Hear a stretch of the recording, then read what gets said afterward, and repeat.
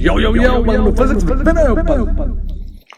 Hi, I'm Vinay Uppal and I'm back, and I'm back with a chapter on simple harmonic motion. आज हम करने वाले हैं STEM start to end, पूरा theory, सारे concepts, and along with concepts, lots of questions, lots of PYQs, so that by the end of this chapter, by the end of this lecture, you will be a master of this chapter.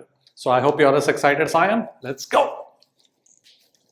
Let's talk about what exactly is simple harmonic motion. तो सबसे पहले simple harmonic motion is a motion which is oscillatory. तो particle right में जाएगा, left में आएगा, वापस right जाएगा, ऐसे. ठीक है. So it will oscillate, and it will oscillate in a periodic manner. मतलब the motion will repeat itself after a fixed time interval.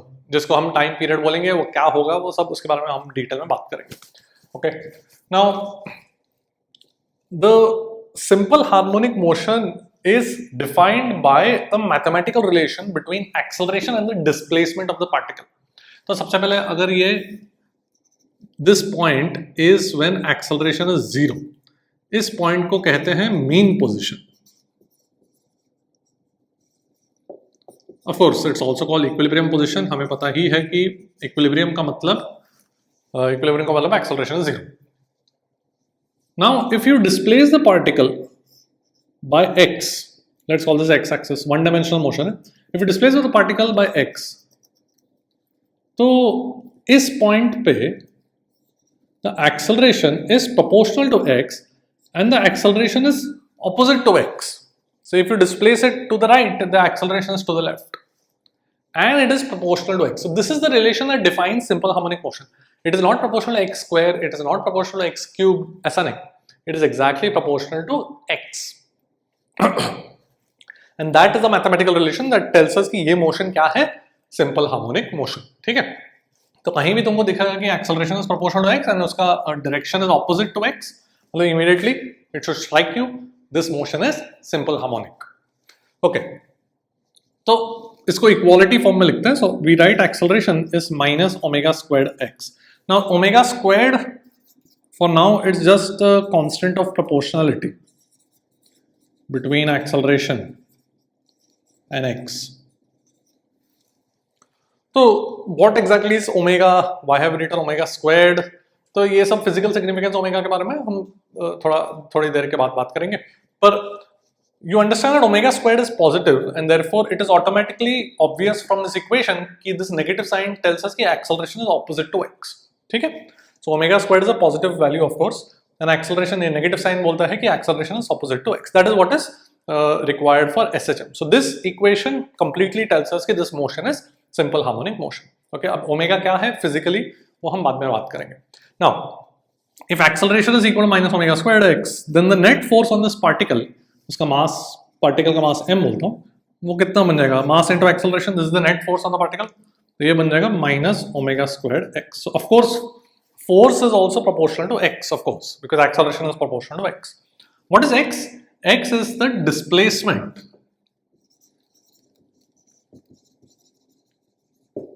from the mean position, not from anywhere else. It is the displacement from the mean position. Mean position is what? It is the position where acceleration is 0. ठीक है. And of course sign के साथ है, मतलब right, अगर right में positive लिया तो x positive होगा rightwards, left में x negative होगा, इस तरीके से. Okay, so हम काफी बार force को we also write it as minus kx, where k is just another variable. Mathematically it is equal to m omega squared. ठीक है. The omega is root k by m. Alright. So you might see that F is equal to minus kx reminds you of spring force, जो Newton's laws of motion में पढ़ते हैं, and that is a very common situation कि spring force produces simple harmonic motion. अगर एक block को spring से attach कर दिया, नेचुरल लेंथ पर है ये, नेचुरल NL मतलब नेचुरल लेंथ के लिए मैं शॉर्ट फॉर्म यूज कर रहा हूँ. नेचुरल लेंथ मतलब वहां पे फोर्स बाय स्प्रिंग कितना है? 0 है, कोई फ्रिक्शन नहीं है. तो this becomes the mean position because the force on it is 0, so acceleration is 0. Now if you displace it by x, block पे कितना फोर्स लगेगा? Magnitude kx and direction opposite. That is exactly what is required in SHM. Magnitude of force is kx, direction is opposite because of the negative sine. इसका मतलब कि block connected to spring will perform oscillations, and that oscillation is exactly simple harmonic motion. Okay. And उस situation में k is the spring constant, but in general k is the proportionality constant between force and x. Her case में मतलब और situation देखेंगे वहां पे k can be anything, just it's just a mathematical proportionality between force and x, but in this particular example it is exactly the spring constant. Okay, and then omega is equal to root k by m. अभी तक मैंने omega के बारे में कुछ बताया नहीं, what exactly is physically omega. For now omega is just this proportionality constant appearing between acceleration and x. Okay, all right, so this motion is what is the definition of simple harmonic. This equation is what, these two equations are the definition of simple harmonic motion. Okay, अब next step for us is to understand how to calculate x as a function of time. मेरा aim क्या है? I want to find out where will the block be at time t. Okay, so इस equation को हम solve करके we'll figure out where should the block be. Okay, तो देख लो पहले.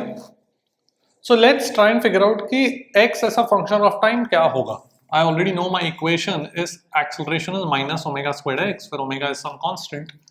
तो it turns out कि x is equal to a sin omega t plus phi is the solution. ध्यान से देखना, मतलब मुझे चाहिए x in terms of time, तो उसका solution आता है x is equal to a sin omega t plus phi, where a is a constant, phi is a constant. क्या है वो सब constant, उसके बारे में बात करता हूँ.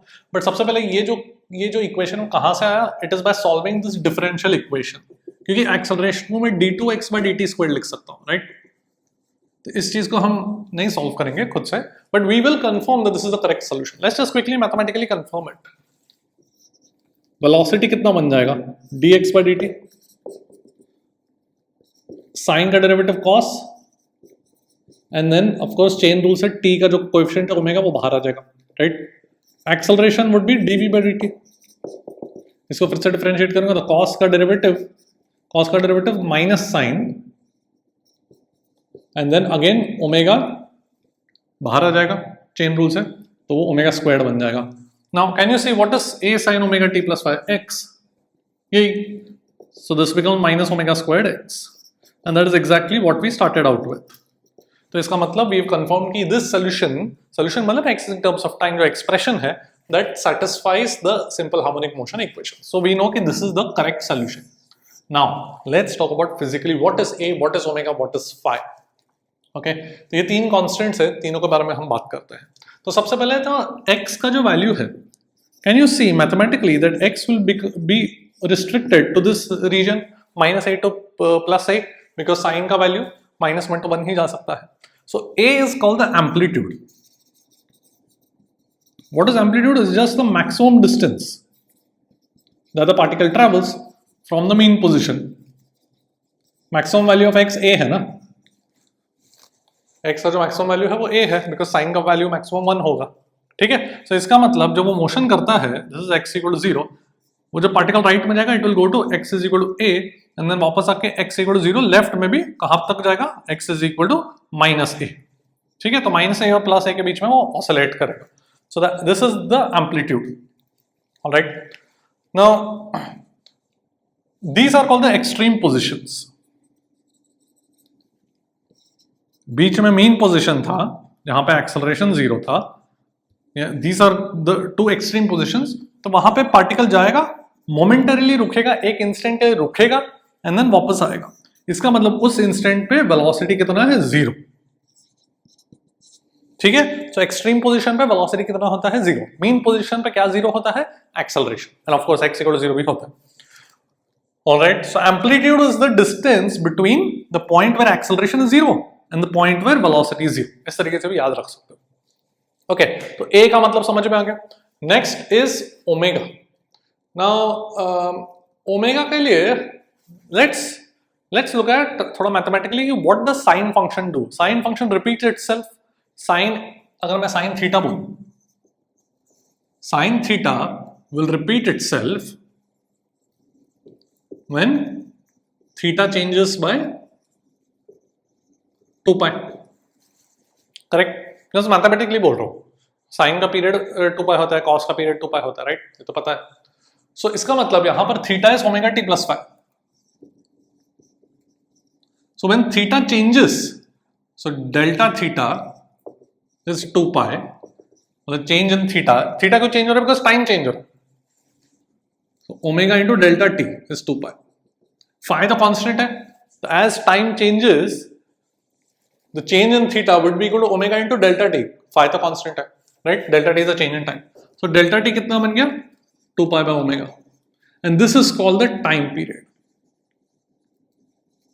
ठीक है, उसको मैं कैपिटल T से रिप्रेजेंट कर रहा हूं अभी. Basically, physically, what is this? Capital T equal to 2 pi. 2 pi by omega is basically the time after which the entire motion will repeat itself. So that is called the time period of simple harmonic motion. So omega is basically related to, omega basically stores the information about कितने time बाद वो repeat करेगा. ठीक है, 1 by time period is called frequency. वो कितना बन जाएगा? Omega by 2 pi. ठीक है, सो ओमेगा इसको मैं f से रिप्रेजेंट करूं, so omega would be 2 pi into f. So omega is called angular frequency. Okay, frequency मतलब नंबर ऑफ ऑसिलेशंस इन पर सेकंड, पर यूनिट टाइम कितने ऑसिलेशंस हो रहे हैं. ऑसिलेशन का मतलब क्या है? It should cover the entire motion once. मतलब अगर वो x इक्वल 0 से शुरू कर रहा है, वो राइट में जाएगा, फिर वापस x इक्वल 0 पे आएगा, फिर वापस लेफ्ट में आएगा, फिर वापस राइट में आएगा, उसके बाद motion will repeat.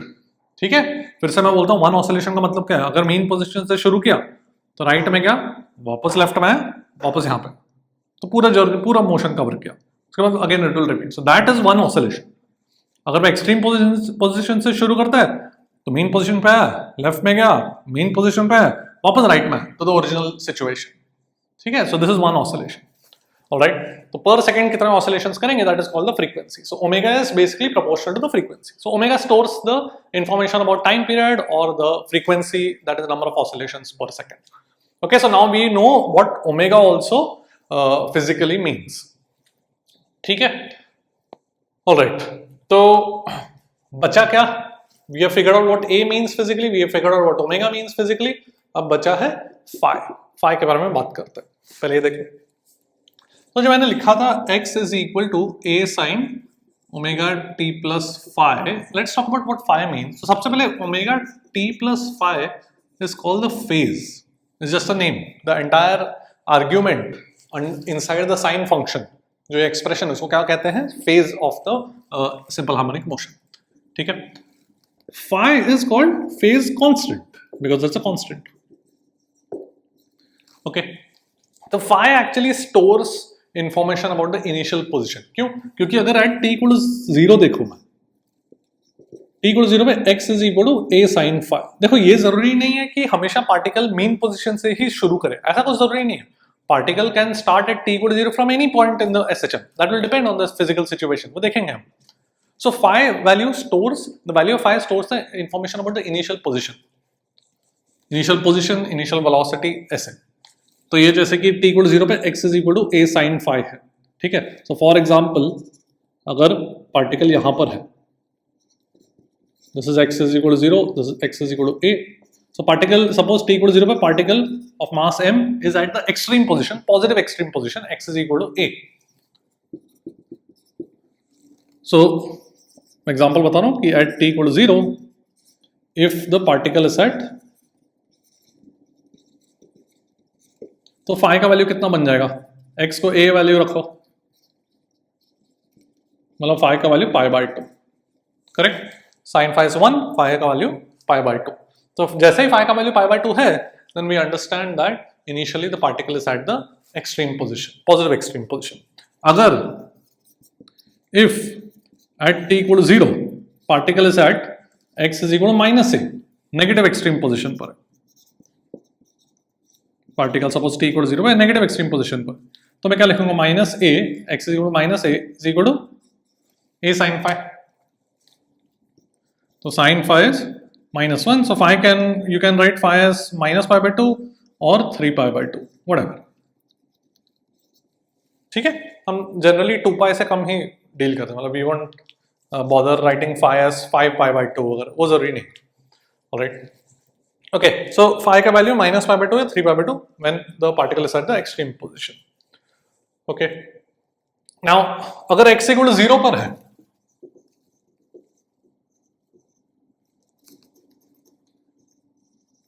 if particle is at x is equal to 0, तो 0 is equal to a sin phi, तो phi का वैल्यू 0 भी बोल सकते हो या पाई भी बोल सकते हो ना. These two correspond to different situations. क्योंकि अगर मैं वेलोसिटी को भी देखूं, इसको अगर मैं डिफरेंशिएट करूं तो वेलोसिटी कितना बन जाएगा. इसको डिफरेंशिएट करूंगा तो साइन का कॉस है, ओमेगा बाहर आ जाएगा. करेक्ट, ये हमने ऑलरेडी पहले देखा था. तो velocity is omega a cos of omega t plus 5. T equal 0 पे वेलोसिटी कितना है, ओमेगा ए कॉस 5. करेक्ट. सो अगर मैं एग्जांपल लूं कि x इज इक्वल टू 0 यहां पर है. Suppose particle at t equal to 0, the particle is going to the right at x equal to 0. ठीक है, तो x इक्वल टू 0 मतलब you have to choose phi का वैल्यू क्या रखेंगे, 0 की पाई. तो we don't know, both will satisfy the equation for x is equal to 0. Both will tell us कि x is equal to 0, but then we have to look at velocity. Velocity के situation में अगर velocity इसमें positive है, इसका मतलब we will choose phi को 0, because t equal to 0 पे velocity is omega cos phi, तो फाई का वैल्यू 0 होगा तो ही वेलोसिटी पॉजिटिव होगा. Right. So if the particle is going to the right, going in the positive direction initially, then we have to choose phi as 0 if the particle is at mean position. अगर if at t equal to 0, दूसरा situation ले रहा हूं, particle is at x equal to 0 but it is travelling to the left, then velocity negative होगा. Then phi का value क्या choose करना पड़ेगा अपने को, पाई. करेक्ट. पाई चूज किया तो ही अपने पास फाई का वैल्यू पाई चूज किया तो ही मेरे पास omega a cos pi will be negative. समझ में? ओके. सो इस तरीके से you have to choose phi का value. So just look at initial position and initial velocity. Initial position देखो, उससे फाई के पॉसिबल वैल्यूज निकालो, 0 to 2 पाई के बीच में रखो, एंड देन वेलोसिटी देख के चूज कर लेना कौन सा है. काफी इजी है. Okay. One thing to note here is कि ये जो मैंने बोला फाई गुणा माइनस पाई बाय 2, ये तुम इग्नोर भी कर सकते हो कि basically only 3 pi. You can, if you restrict phi to 0 to 2 pi, then you can just take 3 pi by 2 for this. Okay, minus pi by 2 mathematically will be same as 3 pi by 2, so it won't make a difference. These two will correspond to the same situation of left extreme. Okay, तो minus pi by 2 just मैंने बोला mathematically तुम use कर सकते हो, but अगर तुमको कुछ confusion नहीं चाहिए, just keep phi का values from 0 to 2 pi. ठीक है, 0 to 2 pi रखा phi का values, तो बहुत ही straightforward है. Just select 3 pi by 2 if particles at left extreme, right extreme में select phi equal to pi by 2. Mean position में it can be 0 or pi depending on velocity का direction. Simple. Okay. Alright. Phase constant को कभी कभार epoch भी बोलते हैं, याद रख लेना, ऐसे नाम. ठीक है, देख लो. अब एक बहुत ही यूजफुल एंड इंपॉर्टेंट रिलेशन देखते हैं between velocity and the displacement from the main position. See, we already know acceleration is minus omega squared x. तो मेरे पास acceleration और displacement का एक relation है, but एक velocity और displacement का भी relation मिल सकता है. Just look at what is velocity. See, I know x is equal to a sin omega t plus phi. Velocity इसको differentiate करूँगा तो क्या मिल जाएगा? Correct. तो can you see that x squared plus a squared plus x squared by a squared plus b squared by omega squared a square is 1. कैसे sin square plus cos square equal to 1 किया? sin को मैंने x by a लिखा, cos को मैंने v by omega a लिखा, and square and add कर दिया. ठीक है, तो देखो क्या बन जाएगा, v square by omega square a square is equal to x square by 1 minus x squared by a square. So v square by omega square is correct. So v is alright. This is actually speed. Velocity के लिए plus minus लिखना पड़ेगा because velocity can be positive or negative when I'm also taking the square root on both sides. But I'm just writing the speed. So speed का relation as a function of x is a very useful relation. This relation हम याद रखेंगे. ठीक है, we will see its usefulness also later on. So the speed is equal to omega times root of a squared minus x squared. Okay, so we are going to remember this. You can see where is the maximum speed. When does maximum speed occur? दिख रहा है ना, जब x equal to 0 है तभी maximum speed होगा, right? So कितना होगा, ओमेगा a. वो तो यहाँ से भी दिख जाता है, maximum speed ओमेगा a होगा when cos becomes 1. But when does it occur? When the particle is at x equal to 0, मतलब at the mean position. So mean position पे सबसे ज्यादा speed रहता है particle के लिए. एंड एक्सेलरेशन का मैक्सिमम वैल्यू अगर मैं देखूं, एक्सेलरेशन का मैक्सिमम वैल्यू मतलब मैं मैग्नीट्यूड की बात कर रहा हूं, सो एक्सेलरेशन का मैग्नीट्यूड का मैक्सिमम वैल्यू वो कितना बन जाएगा, that would B minus omega square. Actually let me write it this way. Acceleration का मैग्नीट्यूड कितना हो जाएगा, ओमेगा स्क्वायर टाइम्स एक्स का मैग्नीट्यूड, राइट. सो एक्सेलरेशन का मैग्नीट्यूड का मैक्सिमम वैल्यू कितना हो जाएगा, जब एक्स का मैग्नीट्यूड का मैक्सिमम वैल्यू होगा वो कितना होता है, amplitude A. So the acceleration के मैग्नीट्यूड का maximum value would be omega square A. And when does it occur, at the extreme positions.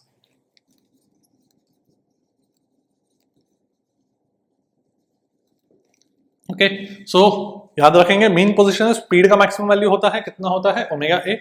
Extreme position पे एक्सेलरेशन का मैक्सिमम मैग्नीट्यूड का मैक्सिमम वैल्यू होता है, कितना होता है, omega square A. Okay, simple. And mean position पे acceleration 0 है एंड एक्सट्रीम पोजीशन पे स्पीड 0 है. Alright, okay, so now we can start to do some questions. देख लो, let's look at a question that came in JEE 2021. At t equals 0, x का value 2 centimetre दिया हुआ है, velocity of the particle 2 omega centimetre per second दिया हुआ है, where omega is the angular frequency and amplitude पूछा गया है. तो सिंपल सा क्वेश्चन है, मेरे पास इक्वेशन ऑलरेडी है, v is equal to omega root a square minus x square. तो अगर मैं स्क्वायर कर दूं दोनों तरफ, v is 2 omega, so 4 omega square is equal to omega square a square minus x square मतलब 4. ठीक है, तो ओमेगा ओमेगा कट के a स्क्वायर कितना आ जाएगा, 4 इंटू 2. सो a का वैल्यू बन जाएगा 2√2 सेंटीमीटर. सो माई p का value would be 2. Alright, simple question as long as you remember to use this equation. देख लो, let's look at a question that came in JEE 2024. Amplitude 4 centimetres दिया हुआ है. At the mean position velocity is 10 centimetre per second. Distance of the particle from mean position when speed is 5 centimetre per second is root alpha centimetre. Alpha का value निकालना है. Okay, तो यहाँ पर speed दिया हुआ है और डिस्टेंस निकालना है उस इंस्टेंट पे. We have a relation between velocity and speed and x, which is this relation, which will be very very useful for अस.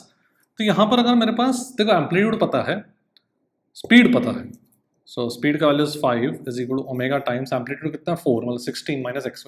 अगर मुझे ओमेगा पता चल गया समहाउ, तो मुझे x का वैल्यू भी निकल जाएगा. There is another information given in the question that mean position the velocity is 10 centimetre per second and mean position मतलब x का वैल्यू 0, वेलोसिटी कितना ओमेगा है. सो ओमेगा a का वैल्यू दिया हुआ है 10 सेंटीमीटर पर सेकंड, मतलब omega का वैल्यू इज 10 बाय a मतलब 4. ठीक है, तो ये बन गया मेरे पास 5/2. तो 5 इज इक्वल टू ओमेगा का जो यूनिट्स होगा दैट वुड बी रेडियन पर सेकंड. ठीक है, because omega t is the angle inside the sine function, correct. x is equal to a sin omega t में omega t is the angle, so omega t is radians, omega is radian per second. Alright, तो ये मेरा बस units देख लेना, centimetre centimetre. ठीक है, okay. So omega का वैल्यू क्या लिखूं मैं, 5/2 should be equal to root of 16 minus x square. तो 2 यहाँ पे ले लेता हूँ, स्क्वायर कर देता हूँ, तो 4 is equal to 16 minus x square, तो x square is equal to 12. So x is equal to root 12 centimetre. तो अल्फा का वैल्यू कितना आ जाएगा, 12. Alright, so pretty much formula based question है, but formula तो पता होना चाहिए. देख लो, let's look at a question that came in JEE 2025. A particle executes simple harmonic motion with time period 2 seconds and amplitude 1 centimeter. Ratio of the total distance to displacement covered by the particle in 12.5 seconds. If it starts at the mean position is how much? मतलब क्या कि अगर मैं diagram बनाऊं तो particle initially mean position पे था, then वो ऑसिलेट करते गया. तो सबसे पहले टाइम पीरियड इज 2 सेकेंड्स. ठीक है, तो वैसे जाएगा.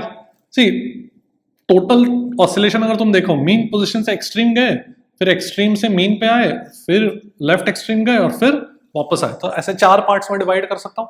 सो all 4 parts are equivalent and they will take how much time, 2/4, 0.5 seconds. ठीक है, so each part is going to take 0.5 seconds. Alright, so यहाँ पे पहुंचेगा t इक्वल टू 0.5 सेकेंड्स पे, फिर वापस आएगा t इक्वल टू 1 सेकेंड पे, फिर t इक्वल टू 1.5 पर लेफ्ट में होगा एंड देन वापस जाके t इक्वल टू 2 सेकेंड्स में वापस मीन पोजीशन पे आ जाएगा and then the motion will begin again, मतलब the motion will repeat again rather. 2 seconds is my time period. Okay, so each part, each 1/4 of this journey is going to take 1/4 the time. Now अगर मैं देखूं 12.5 seconds को, 12.5 को ध्यान से देखना, तो मैं 12 + 0.5 लिख सकता हूँ. ठीक है, ऑब्वियसली, बट मैं ऐसा क्यों लिख रहा हूँ, क्योंकि 12 is an integer multiple of 2 seconds, तो हर 2 सेकंड में एक ऑसिलेशन करेगा, मतलब इसमें ऑलरेडी कितना ऑसिलेशन कर दिया, 6 ऑसिलेशंस कर लिया, correct. So at t equal to 12 seconds the particle is again at its mean position, exactly 6 oscillation करके वापस आ गया, एंड देन अनदर 0.5 सेकंड में it's going to go here, 12.5 पर पार्टिकल यहां पर होने वाला। सो डिस्प्लेसमेंट कितना होगा, displacement is just the initial and final position के बीच का जो डिस्टेंस है, that is the magnitude of displacement which is going to be the amplitude, which is 1 centimeter. So my displacement is 1 centimeter, okay, from the initial position to this, and distance 6 oscillation कर लिया। now एक oscillation में, in one oscillation the distance traveled कितना करेगा, right में जाएगा amplitude के बराबर 1 सेंटीमीटर, वापस आएगा 1 सेंटीमीटर, वापस लेफ्ट में जाएगा एंड देन वापस आएगा, तो टोटल कितना ट्रेवल कर रहा है, 1 ऑसिलेशन में 4 सेंटीमीटर्स। And therefore ये जो 6 ऑसिलेशंस में कितना ट्रैवल करेगा, 24 सेंटीमीटर्स, तो 24 सेंटीमीटर ऑलरेडी ट्रैवल कर दिया, and then again 1 centimetre travel करेगा, correct. So the total distance would be in 12.5 seconds is going to be 25 centimeters. Displacement is 1, distance is 25, my answer is 25 is to 1, okay। तो इस तरीके से ऐसे type के question को solve करना है, देख लो। Let's look at a question that came in JEE 2024। तो एक एसएचएम कर रहा है जिसका टाइम पीरियड 6 पाई सेकंड्स दिया हुआ है, तो oscillation starts from mean position, the minimum time to travel from x = a to x = √3a/2, a is my amplitude, ये कितना है। एक्चुअली क्वेश्चन में मिनिमम नहीं लिखा गया था, but that is what they assume. Let's just look at the question. Oscillation starts from mean position, तो यहाँ पे x = a sin ω t लिख सकता हूँ, बिकॉज t = 0 पे x = 0 दिया गया, ठीक है, फाई का वैल्यू 0 अपन चूज कर सकते हैं। So the time taken to travel from x = a to √3a/2, तो पार्टिकल x = 0 पे शुरू कर रहा है, देन वो x = a पे जाएगा, एंड देन अगेन वो वापस आता रहेगा, तब x = √3a/2 पे आएगा। तो कितना टाइम लगेगा ये पूछा गया, ठीक है, कितना टाइम इस जर्नी को लगेगा, ऑलराइट। तो मिनिमम टाइम मैं क्यों लिख रहा हूँ, because that is what they expected in the question, even though minimum नहीं लिखा गया था, but we had to understand deduce that. थोड़ा मेंस JEE मेंस का लैंग्वेज कभी कभार थोड़ा सा क्लियर नहीं होता, we have to deduce from the question. क्यों, क्योंकि देयर इज अनदर पॉसिबिलिटी कि ये यहाँ से घूम के वापस आ सकता है यहाँ पर, वो टाइम भी पूछ सकते हैं, correct. So but they had asked the minimum time. Okay, so let's look at this question. तो what will be the time when it reaches this? From the mean position to the extreme position is 1/4 of a time period, because you can divide the oscillation into 4 parts, mean से extreme, extreme से mean, mean से left extreme से वापस mean, तो every 1/4 will take 1/4 of an oscillation, ठीक है। तो x = a is reached at t = t by 4, तो मतलब 6 π/4 मतलब 3 π/2 seconds, ठीक है। अब when at what time will x का वैल्यू बिकम √3a/2, तो अपन जस्ट इक्वेट कर देते हैं, √3a/2 would be equal to a sin ω_t, तो sin ω_t would be equal to √3/2, तो ω_t का वैल्यू, अब sin थीटा = √3/2 मतलब वो एक 60 डिग्री हो सकता है या 120 डिग्री भी हो सकता है। 60 डिग्री हम नहीं लेंगे, बिकॉज 60 डिग्री अगर देखोगे तो that will be π/3. This time, see omega का वैल्यू कितना है, omega is 2 pi by time period, which is time period is 6 seconds, so 6 pi seconds, so this is 1/3, so omega is 1/3, ठीक है। so अगर मैंने 60 डिग्री लिया omega T का value, तो t = pi मिलेगा, which is the first time it reaches √3a/2 while going, but we don't want that, we want the second time that it comes, so we are going to take omega T = 2 π/3, ठीक है। So omega का value 1/3, so T का value 2 pi seconds, तो 2 pi seconds पे वो यहाँ पर x = √3a/2 पे आएगा, ऑलराइट। तो t = 3 π/2 पे एम्पलीट्यूड पे पहुंचा, 2 pi पे यहाँ पर पहुंचा, तो इतने जर्नी का टाइम कितना हो गया, π/2 seconds, इनका difference. So my answer p का वैल्यू वुड बी 2, ओके, देख लो। Let's look at a question that came in JEE 2023. At t = 0, particle is at x = a/2 and the particle is moving in the positive x direction. x का value, x का expression is a function of time ये दिया, but delta का value कितना है, और ये options दिए थे, ठीक है। तो ये तो थोड़ा सा अपने को केयरफुली करना पड़ेगा। तो at t = 0, x का वैल्यू यहाँ पर क्या बन जाएगा, a साइन डेल्टा, करेक्ट। अब इसको मैं इक्वल टू a/2 करूंगा, तो साइन डेल्टा इज हाफ। तो यहाँ पर अपने को थोड़ा सा केयरफुली करना है, बिकॉज अब ये ऑप्शंस दिया हुआ है तो बहुत ही सिंपल है, बिकॉज डेल्टा का वैल्यू एक ही चीज़ है, क्या आ जाएगा π/6, तो मेरा आंसर हो गया। बट सपोज ऑप्शंस नहीं दिए गए थे या न्यूमेरिकल फॉर्म में कुछ पूछा गया था, तो अपने को थोड़ा सा केयरफुली करना है कि ये जो साइन डेल्टा इज हाफ है, तो डेल्टा का पॉसिबल वैल्यू इसके π/6 है, 30 डिग्री है, एंड देन 150 डिग्री है, करेक्ट। 5π/6 है, दोनों पॉसिबिलिटीज, राइट। तो we just have to check another thing in this case कि सी देखो, पार्टिकल t इक्वल टू 0 पे a/2 बोला गया, तो it could be moving this way और it could be moving to the left. So there is another information given to us, particle is moving in the positive x direction. So वो कैसे check करें, अगर मैं इसको differentiate करूं तो क्या बन जाएगा मेरे पास, omega a cos of omega t plus delta. t equal to 0 पे वेलोसिटी कितना आ गया, ओमेगा a cos डेल्टा। तो अगर पॉजिटिव वेलोसिटी है, पॉजिटिव एक्स डायरेक्शन है, मतलब cos delta must be positive, मतलब delta must be acute. So my answer would be π/6। If the question said the particle is moving in the negative x direction, then we would select 5π/6, ठीक है। Alright, देख लो। Now let's talk about energy in simple harmonic motion. तो kinetic energy में कैसे बात करूं? See, I know x is equal to a sin omega t plus phi, ठीक है। तो velocity कितना है, इसको differentiate करूंगा तो omega a cos omega t plus phi. Kinetic energy half m v square would be half m omega square a square cos square omega t plus phi, ठीक है।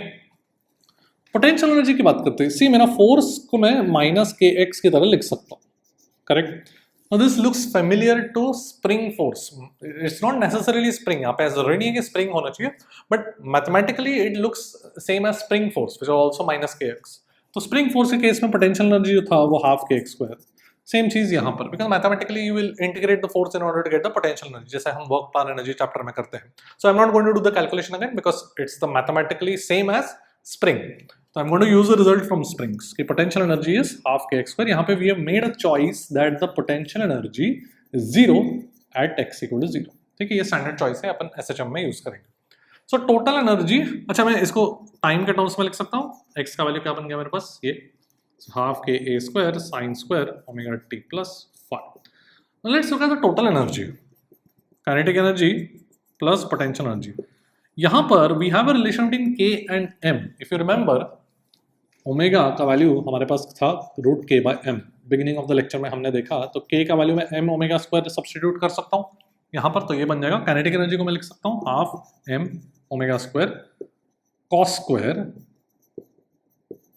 प्लस k को potential energy में m omega square substitute करता हूँ, तो फिर से half m omega square a square sine square, and you can see that this cos square plus sin square becomes 1. So the total energy is a constant independent of time. It is conserved. ठीक है, this is also called the oscillation energy. It is proportional to the amplitude का squared. देख लो. Let's look at a question that came in JEE 2019. When the potential energy of a particle is equal to kinetic energy, तो x का value क्या है amplitude के terms में? x is the distance from the mean position. ठीक है, तो क्या करेंगे अपन, potential energy is half k x square, kinetic energy is half m v square. तो एक्स का वैल्यू पूछा गया। Now do we have v in terms of x? Do we have a formula for that? Yes we do. v equal to omega root a square minus x square. तो इसको square करके यहाँ पर substitute कर देते हैं, half half cancel करता हूँ, तो k x square should be equal to m times v square is omega square a square minus x square. अब k को can I replace k as m omega square, correct. तो m omega square cut जाएगा, so x square would be equal to a square minus x square. So 2x square should be equal to a square. तो x का value कितना आ जाएगा, a/√2, plus minus बोल सकते हो क्योंकि दोनों साइड पे हो जाएगा, ठीक है ना। x इक्वल टू 0 पे प्लस a/√2 पर एंड माइनस a/√2 पर, ठीक है। तो इस ये दो पोजिशंस पे potential and kinetic energy will be equal. देखिए, let's look at a question that came in JEE 2024. When x is equal to a/3, the ratio of the total energy to the kinetic energy कितना है? तो x is equal to a/3 बोला गया है, ठीक है। तो यहाँ पर मेरे पास टोटल एनर्जी तो कितना होता है ये पता है मुझे, half m omega square a square. And kinetic energy को मैं क्या लिख सकता हूँ, हाफ एम वी स्क्वायर, और वी स्क्वायर को omega square into a square minus x square लिख सकता हूँ, ये चीज़ लिख सकता हूँ। तो कितना बन जाएगा, half m omega square, x is A by 3, तो A square minus A square by 9, वो बन जाएगा 8/9 ए स्क्वायर। ठीक है, तो इनको डिवाइड कर दूँ, the total energy divide by kinetic energy would B 9/8। देख लो। Now let's look at the most common example of SHM, which is a block connected to a spring. ठीक है, तो block is connected to a spring constant K है। तो इस पे force कितना लगेगा, अगर मैं x से डिस्प्लेस करूँ, राइट हैंड साइड अगर पॉजिटिव लूँ तो force will be minus kx। Correct, ये मेरा स्प्रिंग फोर्स है। सो देयरफॉर स्मूथ सरफेस माना है, so therefore my angular frequency would be √k/m and time period would be 2 pi by omega, which would be 2 pi root m by k। ठीक है, तो इसमें किस तरीके से क्वेश्चन आ सकता है कि फॉर एग्जांपल एक स्प्रिंग से कनेक्टेड है ब्लॉक, ये नेचुरल लेंथ से उसको स्ट्रेच करके खींच दिया, stretched and left, so release from rest.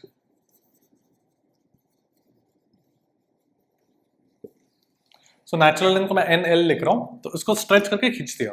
कितने टाइम में, in what time, in how much time rather, will the block और will the spring return to natural length.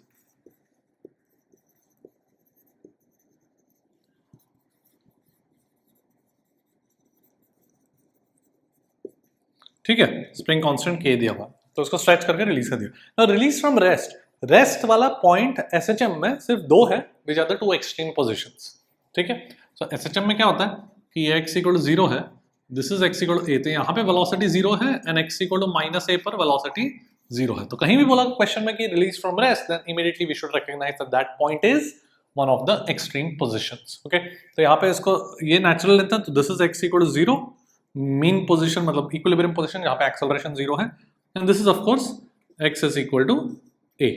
ठीक है, अब उसको कितना टाइम लगेगा to reach natural length. So basically क्या पूछा गया, time for the particle to go from extreme position to mean position, that is nothing but 1/4 of a time period, we know that, correct. So my answer would be 1/4 of a time period, and time period is 2 pi root m by k, so this will become pi by 2 root m by k। तो इस तरीके से question आ सकता है, देख लो। Let's look at a question that came in J 2023. तो मेरे पास एक ब्लॉक है connected to a spring on a smooth horizontal surface. It is performing SHM of amplitude 1 meter. Mass उसका दिया हुआ है. Time period is given to be 3.14 seconds. Find the maximum force exerted by the spring on the block. So maximum force मतलब maximum acceleration चाहिए मुझे. तो acceleration is उसका magnitude कितना होता है, ओमेगा स्क्वायर x. x का maximum value is amplitude. तो acceleration का maximum value is going to be omega square a. Correct? So force का maximum value is going to be m omega square a, mass into acceleration। ठीक है, तो अभी बस substitute करना है।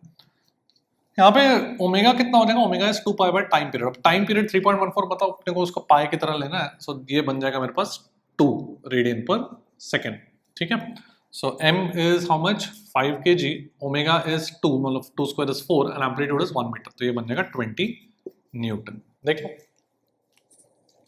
Now, an important result in SHM is that a constant force does not affect the time period of SHM।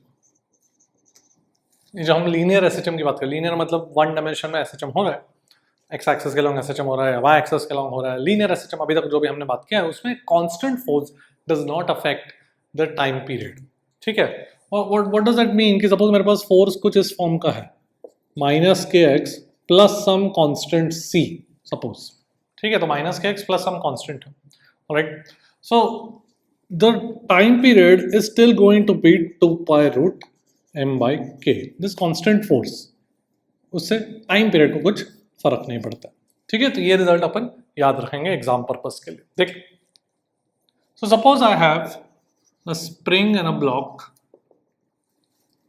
अगर मैं इसका टाइम पीरियड पूछूं तो इसमें क्या क्या फोर्सेस लग रहा है, एक स्प्रिंग फोर्स लग रहा है ऊपर की तरफ, अगर ब्लॉक एक्सटेंड हो, स्प्रिंग एक्सटेंड होगा तो ऊपर की तरफ स्प्रिंग फोर्स लगेगा एंड नीचे क्या लग रहा है, mg, बट mg तो कांस्टेंट फोर्स है. Will it affect the time period of SHM? No. So time period is still going to be 2 pi root m by k, where k is the spring constant. All right, देख लो.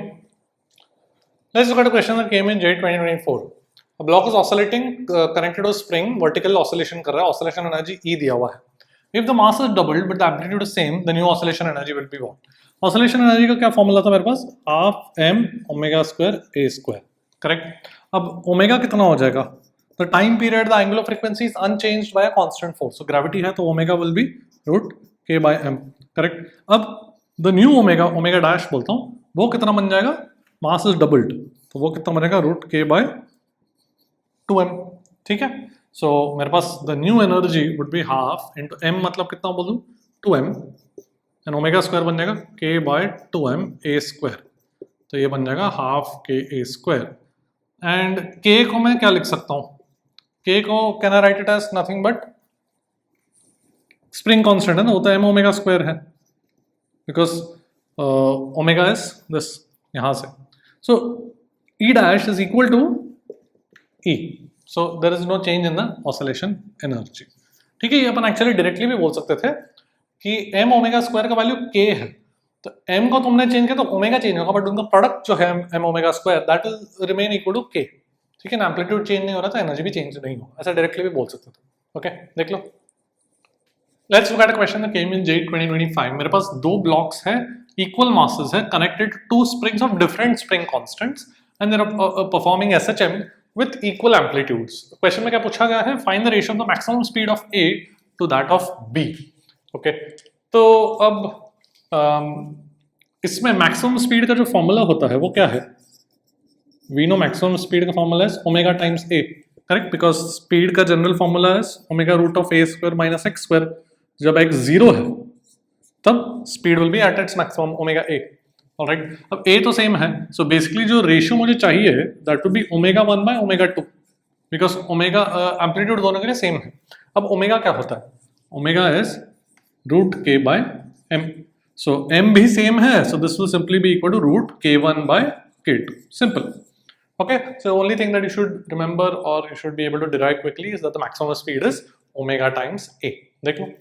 Now let's look at setup which is very often asked in JEE Mains के PYQs. जब मेरे पास दो springs होते हैं तो इस तरीके का question बहुत common है SHM में कि I have suppose two springs. So first let me consider the two springs in series.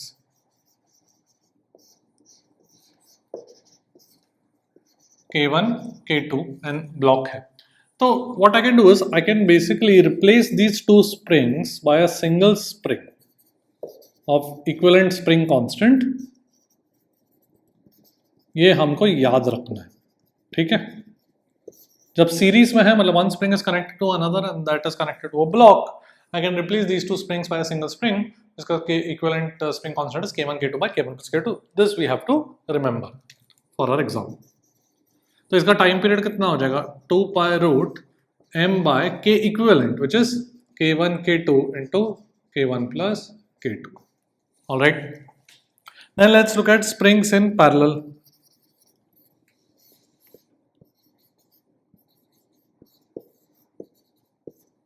ये k1, ये k2.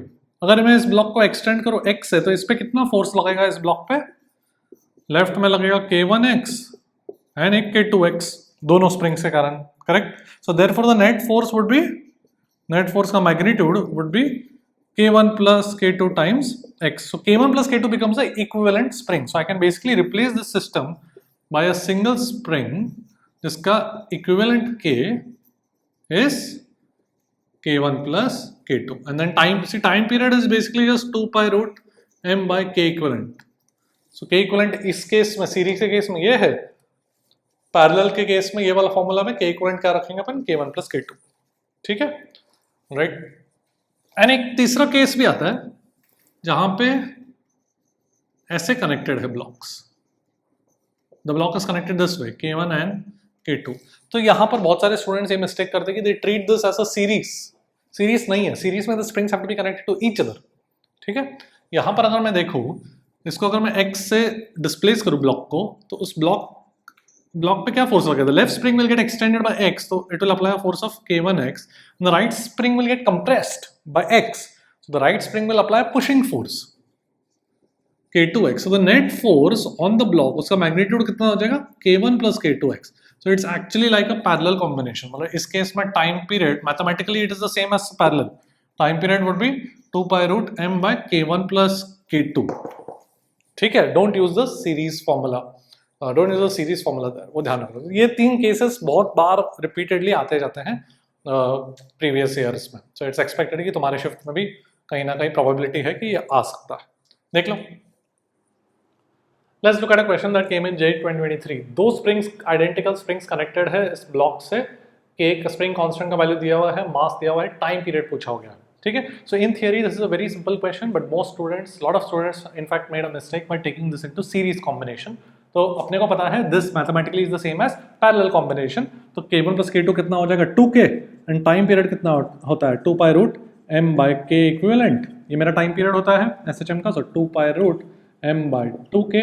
तो हो गया मेरे पास 2 pi root m का वैल्यू कितना है? 2 kg डिवाइडेड बाय 40. so ये हो जाएगा पाई, क्या पूछा हुआ है? पाई बाय रूट एक्स पूछा हुआ है ना. तो 2 को अंदर ले लेता हूँ, तो मेरे पास बन जाएगा 1/5. सो x का वैल्यू 5.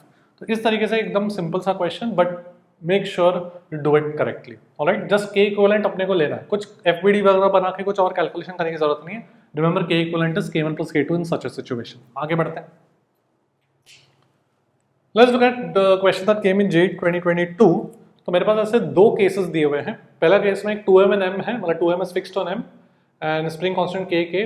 और दूसरे केस में एक ब्लॉक m है, spring constant k and 2k. इसका टाइम पीरियड t1 है, इसका time period of oscillation t2 है. रेशियो पूछा गया था. Alright, so once again formula based question फटाफट करते हैं. Just be careful. 2 pi root m by k equivalent, ये फॉर्मूला होता है. m कितना है यहाँ पर? Total 3m. k इक्विवेलेंट मतलब कितना? k1 plus k2 2k. t2 का value m, k equivalent k plus 2k 3k. Simple हो गया. t1 by t2, 2 pi cut गया, m by k कट गया. यहाँ पे बचेगा √3/2 इंटू ऊपर √3 आ जाएगा, 1/√3 को ऊपर √3 हो जाएगा. करेक्ट. तो ये बन जाएगा 3/√2. ऑलराइट, तो मेरा आंसर A.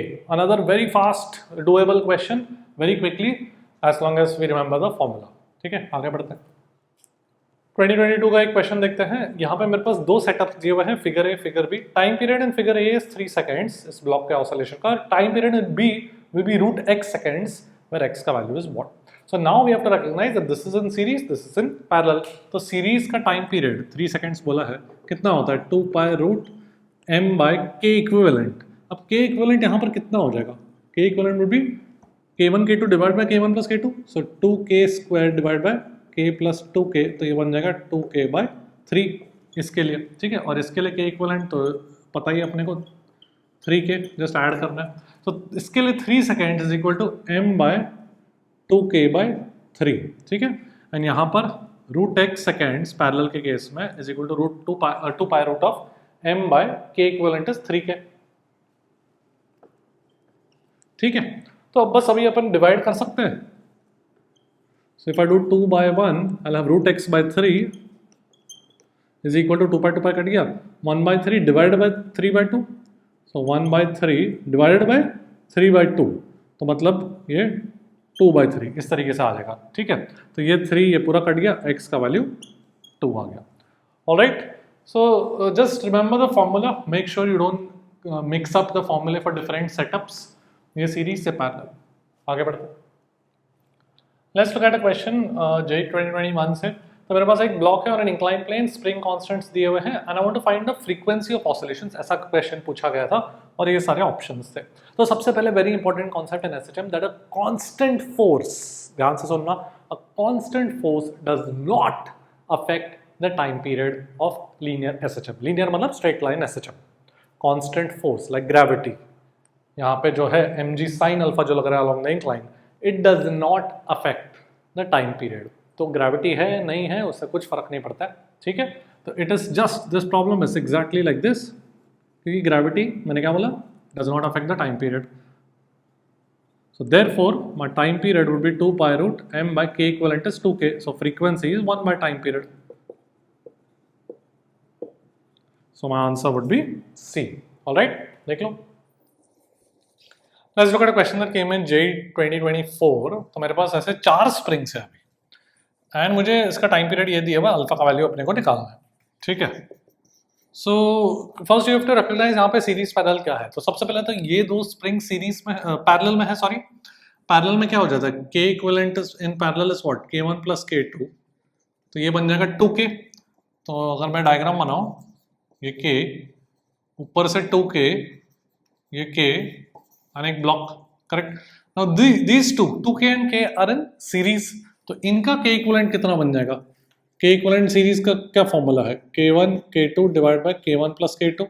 सो ये बन जाएगा 2k into k divide by 2k plus k which will give me 2k by 3. Right. And now 2k by 3 and k are in parallel. तो final k equivalent would be 2k by 3 plus k which would be 5k by 3. So my time period would be 2 pi root m by the k equivalent which is 5k by 3. ठीक है. अब क्या पूछा गया अपने को, pi alpha. तो अगर मैं 2 को अंदर ले लूँ, 2 को अंदर ले लो तो वो 12m बन जाएगा. राइट. 2 स्क्वायर बन जाएगा 4 into 3 12. तो अल्फा का वैल्यू कितना आ जाएगा, 12. ठीक है. इस केस में अपने को थोड़ा सीरीज पैरेलल रिकॉग्नाइज करना था. देख लो. Let's look at question that came in JEE 2021. एक ब्लॉक है M, it performs SHM with amplitude A. अब at the mean position a small another block of mass M is gently fixed to it. The new amplitude of this system, ये कितना हो जाएगा. ठीक है. तो मेन पोजीशन पे gently रखा है. So what we are going to do is we are going to conserve the linear momentum of the system. ठीक है. So because it's like a collision. Correct. तो हॉरिजॉन्टल डायरेक्शन में कोई external impulse नहीं है, so we can conserve the momentum. तो क्या करूं मैं, at the mean position when only m is oscillating, at the mean position उसका वेलोसिटी कितना हो जाएगा, ओमेगा a.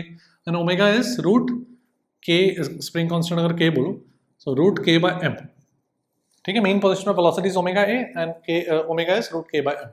ठीक है.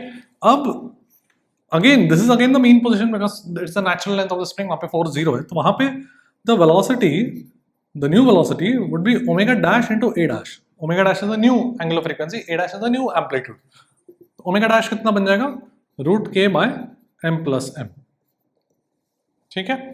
तो क्या करेंगे अपन, we'll conserve the momentum. तो initial momentum कितना है, mass into velocity, and final momentum कितना है, mass अब is m plus m and velocity is root k by m plus m into a dash. ठीक है. so मेरे पास आ जाएगा a dash is equal to, this will be root m, ऊपर आ जाएगा root के cancel, root m plus m आ जाएगा. so root m over m plus m into a. this will be our answer. ठीक है. देख लो. let's look at a JEE 2025 question.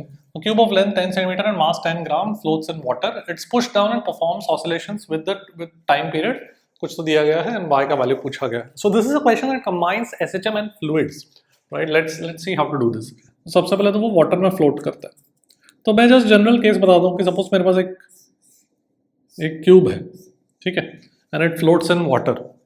तो अगर मैं फोर्सेस बैलेंस करूँ,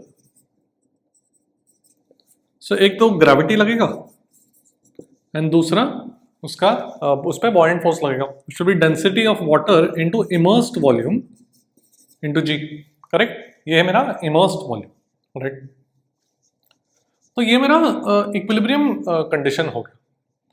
नाउ अगर मैंने इसको थोड़ा सा x नीचे पुश किया, if I just push it down by x, alright, तो इस पे कि क्या फोर्स लगेगा, एक तो mg लगेगा एंड बॉयंट कितना लगेगा,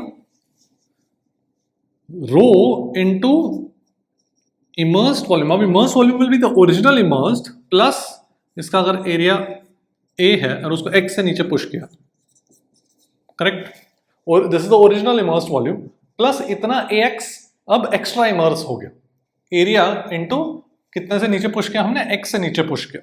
So area into x is the extra volume that has now gone inside the liquid. So resultant force in the upward direction कितना बन जाएगा? In the upward direction, this minus this.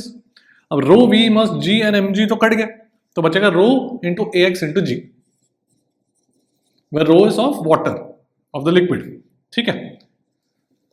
And you can see that this is proportional to x and it is opposite to x because हमने block को नीचे push किया, ये force मैंने upward direction में लिखा है. So this is of course what? SHM. तो हो गया. This is my value of k when I write force is equal to kx. So my time period would be 2 pi root m by k. ये तो हमें पता ही है. So this will become 2 pi root m divided by rho a g. ठीक है, बस अभी value substitute करना है. तो मास का वैल्यू कितना दिया? 10 ग्राम्स, मतलब 10 into 10 raised to -3 किलोग्राम. सब ऐसा यूनिट्स में करना है. नीचे density of water 10 raised to 3. Area, ये जो एरिया है वो कितना बन जाएगा? 10 सेंटीमीटर इंटू 10 सेंटीमीटर, मतलब 10 सेंटीमीटर मतलब 10 raised to -1 मीटर. तो उसको स्क्वायर कर दिया, मतलब 10 raised to -2 metre square into g. ठीक है, तो देखो ये क्या बन जाएगा. This will be 10 raised to 3, ये 10 बन जाएगा. 10 into 10 100, ये 10 कैंसिल, तो ये बन जाएगा 2 pi into 10 raised to -4. Correct, 10 raised to -3 नीचे 10 है, तो ये बन जाएगा स्क्वायर रूट लेके 2 pi into 10 raised to -2. So my answer y का वैल्यू वुड बी 2. ओके, तो इस तरीके से ऐसे क्वेश्चन को करना है कि जब भी थोड़ा सा नीचे पुश किया without complete immersing. If you completely immerse it, then it won't be SHM because then buoyant force will become a constant. पूरा वॉल्यूम इमर्स हो गया तो यहाँ पे थोड़ा सा पोर्शन थोड़ा सा पुश किया है. So then the net force becomes proportional to x and that is why it is SHM. Okay, देख लो. Let's now come to angular SHM. So angular SHM मतलब जैसे linear SHM में क्या था? If I just compare, linear SHM was defined by acceleration is minus omega square x and force is minus kx. ये था. अब यहाँ पर instead of linear displacement, we are looking at the angle rotated by some object. For example, मेरे पास एक object है, इसको यहाँ पे hinge कर दिया, यहाँ पे suppose center of mass है, और इसको थोड़ा सा, इस object को थोड़ा सा rotate किया by some angle theta. ठीक है, तो it will oscillate about the hinge. That oscillation is called angular SHM. उसको अपन mathematically कैसे लिखेंगे? Acceleration की जगह angular acceleration of this object would be minus omega square x will now be theta, the angular displacement. This omega is still angular frequency. ठीक है, omega square is still angular frequency. Alright, यहाँ पर omega square जो proportionality constant है वही चीज यहाँ पर भी है. But acceleration की जगह angular acceleration है and theta is in place of linear displacement. So when you have angular acceleration proportional to the angular displacement of the object, then we call it angular SHM. And of course, the negative sign tells us that it should be opposite. So if you rotate it clockwise, the angular acceleration should be anti-clockwise. So that it will, sorry, if you rotate it anti-clockwise, this is anti-clockwise. So it will, the angular acceleration should be clockwise, so it will come back. ठीक है, torque would be I alpha, so torque on this object would be minus I omega square theta. इसको मैं minus k theta लिख सकता हूँ. ये k और ये k अलग है, ठीक है, डायमेंशनली अलग है. ठीक है, तो यहाँ पर k का वैल्यू बन जाएगा I omega square, omega therefore would be root k by I. यहाँ पर omega linear SHM में was root k by m. ठीक है, here omega is root k by I. तो k are two different things. All right. So angular SHM is basically any SHM in which you rotate the object from the mean position. Mean position मतलब जहाँ पे torque zero है. The mean position, for example, in this situation, the mean position कौन सा force लग रहा है? Gravity, center of mass पे. तो torque zero मतलब torque about the hinge. Torque zero मतलब gravity has to pass through the hinge. तो ये torque zero होगा ना gravity का. ठीक है, but if you rotate it, centre of मास यहां पर आ गया तो ग्रेविटी ऐसा लग गया, तो ऑफ कोर्स एक टॉर्क आएगा ग्रेविटी का. Now you rotated it in the clockwise, sorry in the anti clockwise sense, but torque of gravity कौन से सेंस में आएगा? Clockwise. Then you can check that on your own, r cross mg. Okay तो इसको थोड़ा सा और अपन analyse करते हैं, देख लो। Let's talk about compound pendulum. तो कंपाउंड पेंडुलम में क्या होता है कि basic compound pendulum is nothing but just a name given to an object that is hinged here. ये सेंटर ऑफ मास है मेरा डिस्टेंस d पर, इसको अगर हमने रोटेट किया, इस ऑब्जेक्ट को रोटेट किया तो सेंटर ऑफ मास यहाँ पर आ जाएगा और ऑब्जेक्ट रोटेट हो जाएगा, ठीक है, ऐसा हो जाएगा ऑब्जेक्ट। ये मेरा वर्टिकल लाइन है, तो ग्रेविटी ऐसे एक्ट कर रहा है। तो इसके about if I look at the torque about this, what do I need? Torque क्या था? The perpendicular distance into the force, correct. So perpendicular distance ये हो जाएगा, परपेंडिकुलर डिस्टेंस कितना हो जाएगा? दिस इज थीटा, तो ये डिस्टेंस कितना हो जाएगा? d sin theta. So I have torque is mg into d into sin theta. This is my torque, correct. This should be equal to I alpha. So, अब we are going to make the approximation that sin theta is approximately theta for small angles. So small angles के लिए this will perform SHM, because small angle के लिए the angular acceleration would be mgd by I into theta, ठीक है। And negative sign होगा because you can check कि gravity का torque इसके बाद in the opposite sense आएगा। तुमने जिस sense में rotate किया उसके opposite sense में torque आ रहा है, ठीक है। तो मैंने यहाँ पे बस मैग्नीट्यूड लिखा है, if you want you can put a negative sign। तो ये चीज मेरा क्या बन गया? Omega square. Remember alpha was minus omega square theta, so omega becomes, angular frequency becomes root mgd by I, and therefore the time period becomes 2 pi root I by mgd. What is I? Moment of inertia of the object about the hinge, ठीक है। So for example मेरे पास अगर एक rod है, मास m है, इसका length l है, और इसको थोड़ा सा हमने ऐसा रोटेट करके छोड़ दिया, अब it is hinged about the end, तो उसका टाइम पीरियड कितना हो जाएगा? 2 पाई रूट m, नहीं सॉरी I बाय mgd। अभी सबसे पहले तो d क्या है? d is the distance of the centre of mass from the hinge, so d का वैल्यू कितना हो जाएगा? सेंटर ऑफ मास सेंटर पर होगा, l बाय 2, and I कितना है? Moment of inertia of the rod about the hinge. Hinge is at the end. Moment of inertia of a rod about its end is how much? ml square by 3. So this will become ml square by 3. तो ये बन जाएगा 2 pi root 2l by 3g, ठीक है। तो simple सा example, ये formula अपने को याद रखना है, ऑलराइट। अब सिंपल पेंडुलम की बात करते हैं, which is a special case of this compound pendulum. पहले ये देख लो, let's talk about a simple pendulum. तो सिंपल पेंडुलम क्या है? It is a particle of mass m, ये मासलेस स्ट्रिंग है, एंड इट इज हिंज्ड और it is connect suspended about this point. तो this is a special case of a compound pendulum, because I can just write 2 pi root moment of inertia of this particle about this point कितना हो जाएगा? मेरा formula क्या था? I by mgd है ना, तो ये बन जाएगा 2 pi root moment of inertia कितना हो जाएगा? ml स्क्वायर, इसका लेंथ अगर l है, पार्टिकल का ml square divide by mg into d। d मतलब l, because centre of mass ये पार्टिकल है, पार्टिकल का सेंटर ऑफ मास उसी पर है, नेग्लिजिबल साइज है पार्टिकल का, तो वहीं पर है, उसका डिस्टेंस है। तो देखो कितना बन जाएगा? 2 pi root l by g। तो this will be my time period 2 pi root l by g for a simple pendulum. ये अपने को याद रखना है, ठीक है।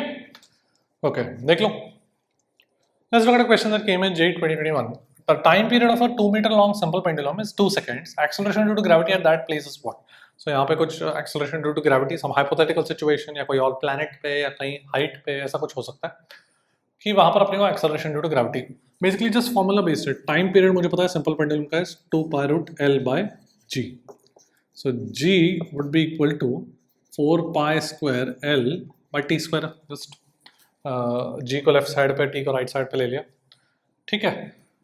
तो हो गया 4 पाई स्क्वायर, L मतलब कितना? 2 मीटर दिया हुआ है, एंड टाइम पीरियड कितना? 2 सेकंड मतलब 4, तो ये बन जाएगा 2 pi square metre per second square. Alright, just formula based देख लो। Let's look at a question that came in JEE 2021। मेरे पास एक एलिवेटर है जिसमें एक सिंपल पेंडुलम है, एंड इसके व्हेन द क्वेश्चन बोला गया था कि when the lift is stationary the time period is t, but in the second case the lift now accelerates upwards with acceleration g/2, तो अब क्या टाइम पीरियड होगा। तो इस तरीके से थोड़ा सा वेरिएशन बनाकर क्वेश्चन आते हैं on simple pendulum generally in the last few years in JEE Mains. तो let's just take a look at this. अगर मैं एलिवेटर के फ्रेम में जाऊं इस वाले केस में,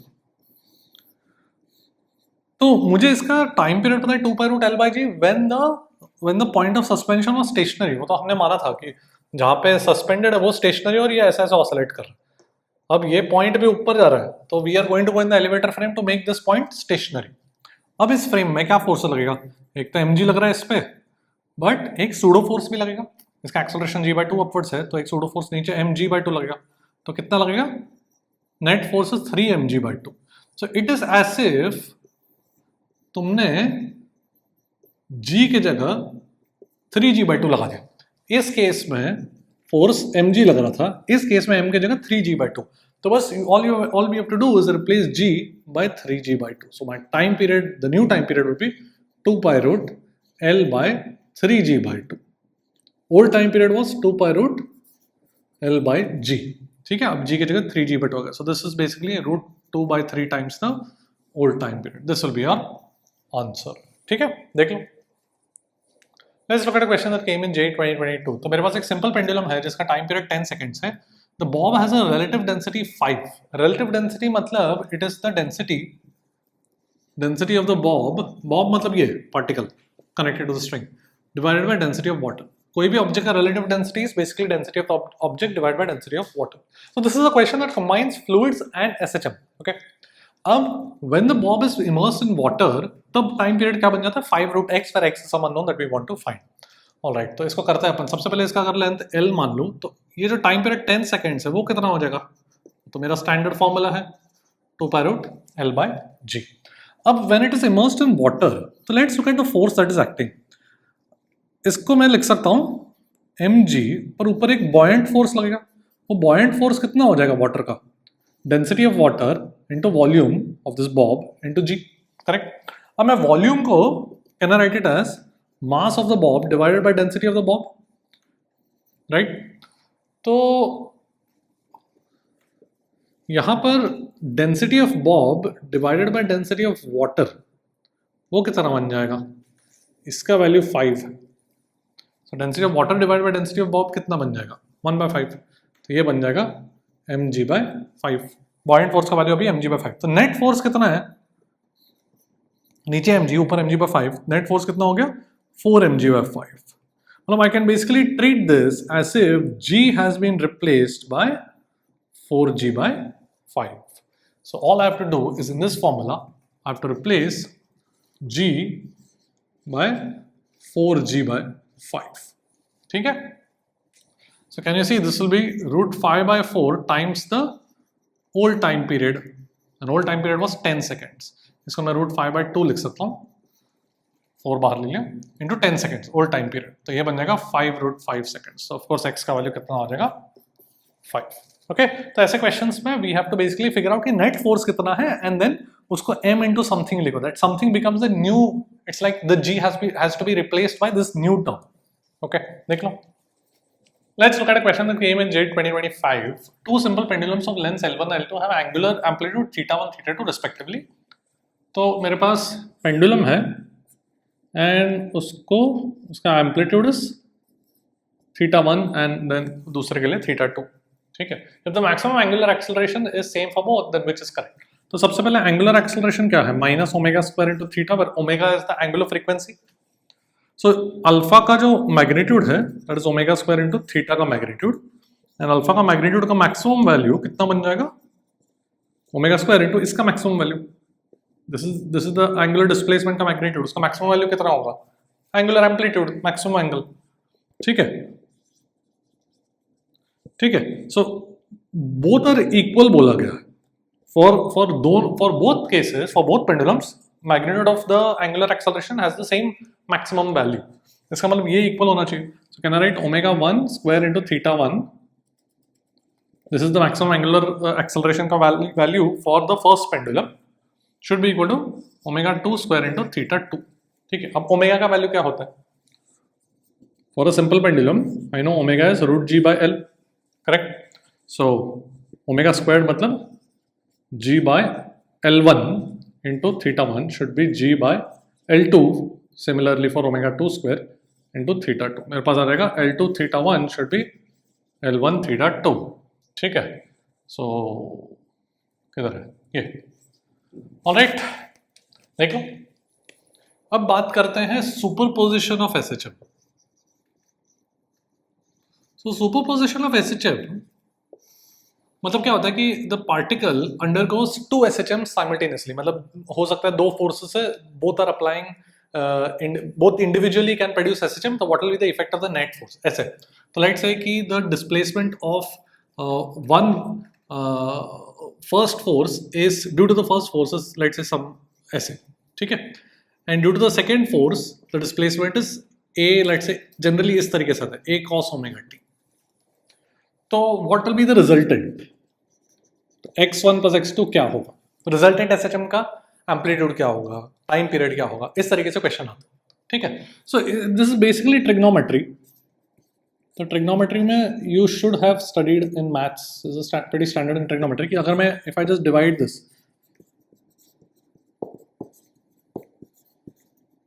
and multiply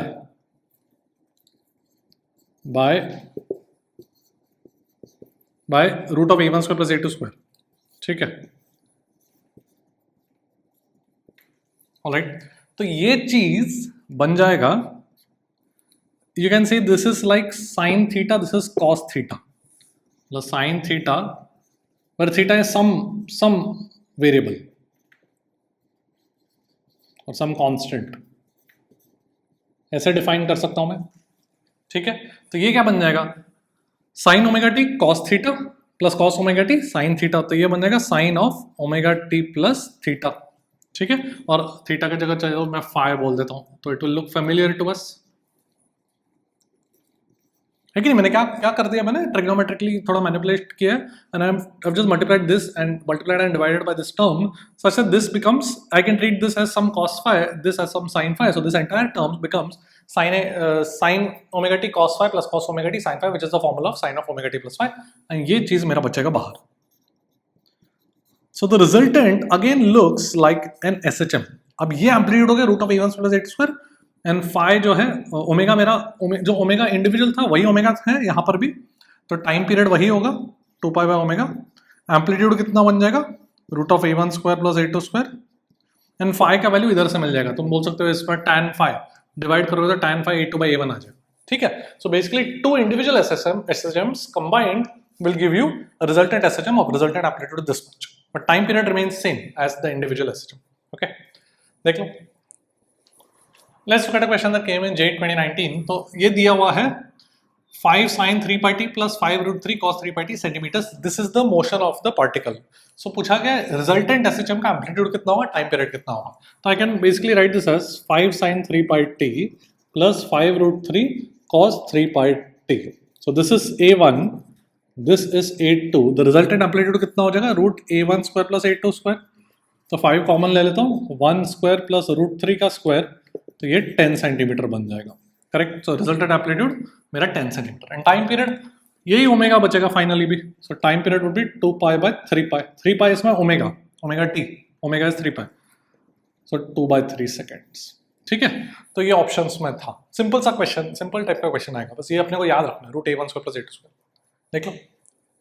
Let's look at a question that came in JEE 2021। तो मेरे पास दो पार्टिकल्स है, both are performing SHM। Particle 1 का डिस्प्लेसमेंट ये दिया गया है, पार्टिकल 2 का ये डिस्प्लेसमेंट दिया गया है, और रेशियो ऑफ द एम्पलीट्यूड्स निकालना मुझे इंडिविजुअल पार्टिकल्स का। तो सबसे पहले जो पार्टिकल 1 है वो तो स्टैंडर्ड फॉर्म में a sin omega t plus 5, तो इसका एम्पलीट्यूड कितना हो गया 5। दूसरा वाला is in a superposition of SHM, तो I can write it as sin 2 pi t plus 5 root 2 cos 2 pi t।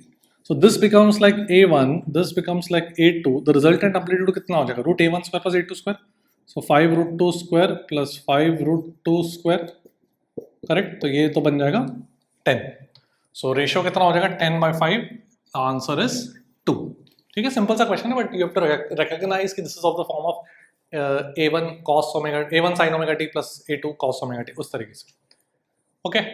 देख लो, let's look at a very nice question जहां पे there is some angle between x1 and x2, इनके phase जो difference है वो 90 degree नहीं है। इसका मतलब ऐसा नहीं कि एक साइन है दूसरा कॉस है, ऐसा नहीं।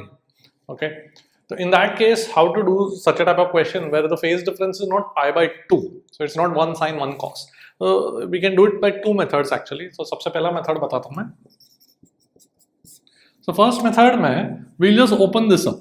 See if I just write down sine of 5t plus pi by 3, उसको मैं क्या लिख सकता हूँ? sin of a plus b लिख सकता हूँ। तो sin a cos b, so sin a cos pi by 3 मतलब half plus cos a sin b, तो cos of cos 5t sin pi by 3, sin pi by 3 मतलब √3/2, ये हो जाएगा, राइट। एंड देयरफॉर अब x1, so बेसिकली x2 कितना बन जाएगा? x2 would be 2√7 multiplied by this, so √7 sin 5t plus 2√7 into this, so √21 हो जाएगा, correct. And now I can add x1 plus x2, तो x1 plus x2 कितना बनेगा? √7 5t sin 5t plus √21 cos 5t. So we've broken it down into sin and cos. Now we know इसका amplitude कैसे निकालने का। इसका amplitude, resultant amplitude कितना बन जाएगा? Root of a1 square plus a2 square, so 2√7 मतलब 4 into 7 28 स्क्वायर किया मैंने, एंड इसका 21, तो ये कितना बन जाएगा? रूट ऑफ 49 मतलब ये 7. So amplitude is how much? The amplitude is 7. ठीक है, 7 सेंटीमीटर, सब सेंटीमीटर्स में ना, तो हो गया एम्पलीट्यूड मेरा 7 सेंटीमीटर आ गया। मैक्सिमम एक्सेलरेशन तो कितना होता है? ओमेगा स्क्वायर्ड इनटू a, ये तो पता है अपने को। ओमेगा कितना है? 5, because sin ओमेगा t होता है, so omega is 5 into 2 25 into a मतलब 7, so this is 7 सेंटीमीटर ना, तो उसको मैं 7 into 10⁻² मीटर्स लिखता हूँ, तो एक्सेलरेशन SI यूनिट्स में आ जाएगा मीटर पर सेकंड स्क्वायर, तो 25 into 7 is 175,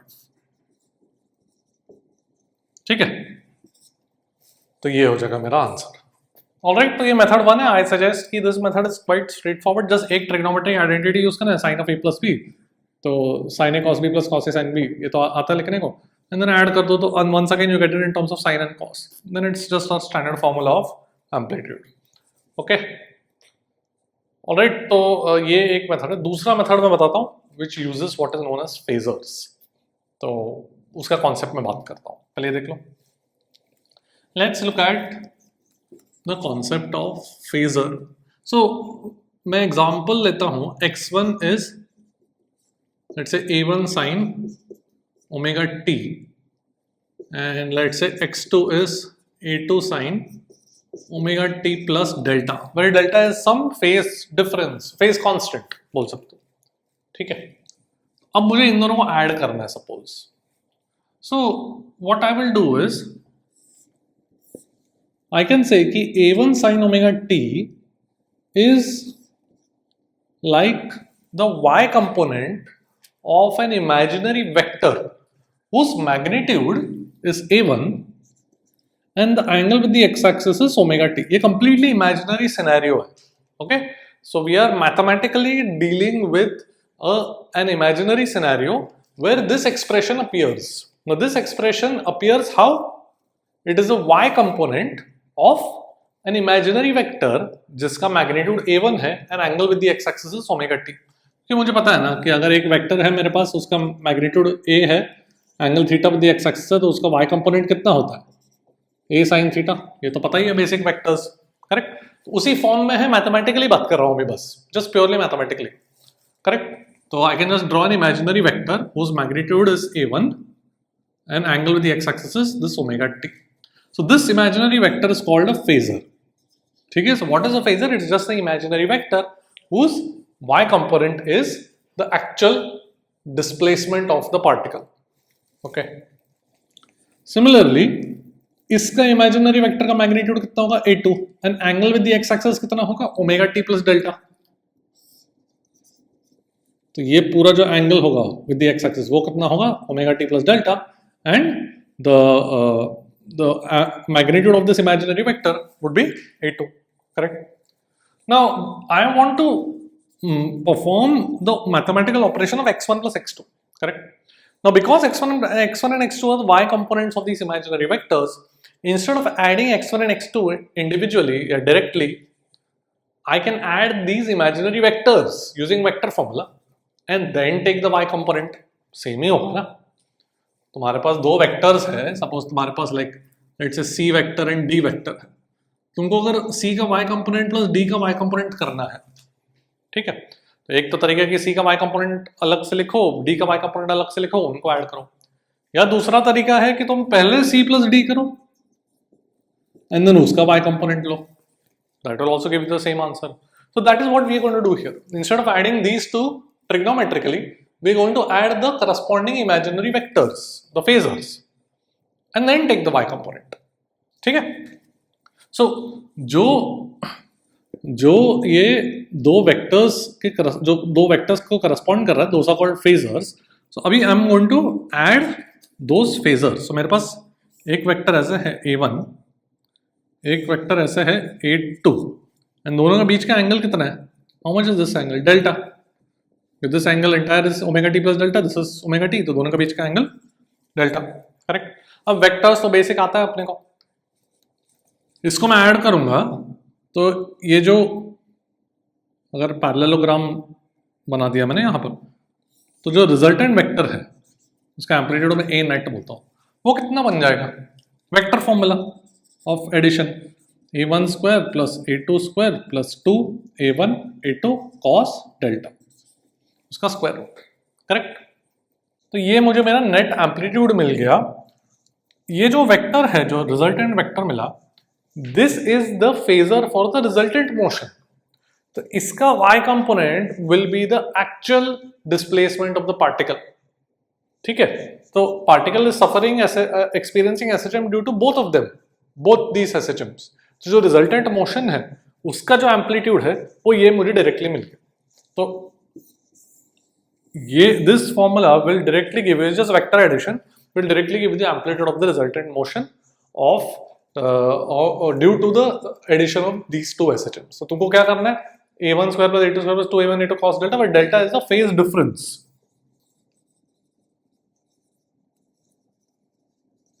There's a phase difference between the two SHMs. phase मतलब इसका ओमेगा टी है और इसका omega t plus delta, okay? तो ये फॉर्मूला मतलब वेक्टर एडिशन ही है, तो वेक्टर एडिशन वाला फॉर्मूला लगा के तुमको डायरेक्टली एम्पलीट्यूड का वैल्यू मिल जाएगा, ओके? अगर तुमको पूरा SHM निकालना है with the angle as well, मतलब रिजल्टेंट का फेज क्या होगा, so I know I can write my resultant as a net sine of omega t plus some phi. तो a net तो मिल गया मुझे फॉर्मूला, बट फाई का वैल्यू कितना होगा? That is also very straightforward. If I just if I look at, if I let's look at two vectors, suppose you have some a vector and some b vector, तो ये मेरा resultant हो जाएगा, correct? What is the angle that this resultant makes with the first vector? This is something that you learn in vectors chapter. बहुत ही straight forward है. The angle between a and b is, the angle between a and b is theta. तो tan phi का formula आता है, कितना होता है वो? b sin theta over a plus b cos theta. So this is a standard formula जो vectors में पढ़ते हो, okay? Derivation is also very straightforward. But anyway, I am going to use this formula. यहाँ पे कौन से दो vectors add कर रहे हैं? a1 and a2, उनके बीच का एंगल डेल्टा है. So this angle between a net and a1, the first vector, so resultant vector and the first vector, उनके बीच का जो एंगल है वो कौन सा फॉर्मूला से दिया जाएगा? tan phi is a2 sin delta divided by a1 plus a2 cos delta. ठीक है, delta is the angle between the two vectors, जैसे ये थीटा था यहाँ पर, ओके? सो बेसिकली तुमको पूरा रिजल्टेंट मोशन आ जाएगा फेजर से. क्या करना है? ये फॉर्मूला से रिजल्टेंट एम्पलीट्यूड आ जाएगा, एंड ये जो फाई निकालने के लिए ये फॉर्मूला है मेरे पास. This is standard vector formula, okay? Now ये जो फाई है that is with a1, and a1 itself is making angle omega t with the x axis. तो total angle with the x axis कितना बन जाएगा इस रिजल्टेंट वेक्टर का? Resultant vector का टोटल एंगल कितना बन जाएगा with the x axis? Omega t plus five. That is why this has omega t plus five, because ये जो एंगल है this is with that imaginary x axis. ठीक है, एंड देन इसका y कंपोनेंट लोगे तो a net into sine of the angle with the x axis which is omega t plus phi, you will get the resultant motion. Okay, all right, देख लो. Now coming back to the 2025 question, वहां उसमें क्या था? x1 was √7 sine of omega t, omega नहीं था 5 था ना, and x2 was 2√7 sine of 5t plus pi by 3. इसका रिजल्टेंट का एम्पलीट्यूड कितना बन जाएगा? अभी हमने फेजर से फॉर्मूला डायरेक्टली देख लिया. a1 स्क्वायर मतलब 7, this is a1, this is a2. a1 square plus a2 square मतलब 4 into 7 मतलब 28 plus 2 into a1 a2 into cos delta. ये था a1 square plus a2 square plus 2 a1 a2 cos delta. तो cos delta मतलब cos pi by 3 which is half. ठीक है, तो देखो कितना बन जाएगा ये 7 plus 28 प्लस ये 2 कैंसिल 2 into 7 14, राइट? तो दिस विल बी 35 plus 14 49 7. ठीक है, and then it's just straightforward कि acceleration would be maximum value would be omega square a. तो वही चीज जो हमने फर्स्ट मेथड में किया. This is my second method. Okay, and of course this is exactly what we got ultimately in the first method as well. Okay, so phasor ka method will allow you to quickly get the amplitude direct formula use karke when the angle between them is like some not 90 degrees. Okay, देख लो.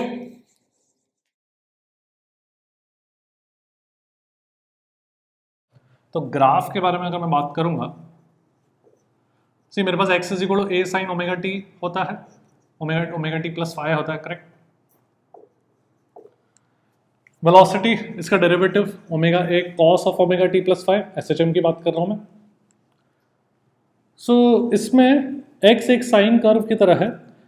अगर initially if phi is 0 initially, मतलब particle is at its mean position, तो फिर x versus time एक sine curve हो जाएगा. ठीक है, you should know this. Straightforward है ये. When will it be 0? When will x be 0? When it returns to its main position. Half oscillation के बाद, 1 ऑसिलेशन के बाद, 1.5 ऑसिलेशंस के बाद. ठीक है, इस तरीके से 2 पाई ओमेगा इसमें टाइम पीरियड, करेक्ट. अगर इसी सिचुएशन में वेलोसिटी का टाइम ग्राफ देखो तो this is omega a cos omega t. तो कॉस ग्राफ किस तरीके से होता है? cos graph is this way.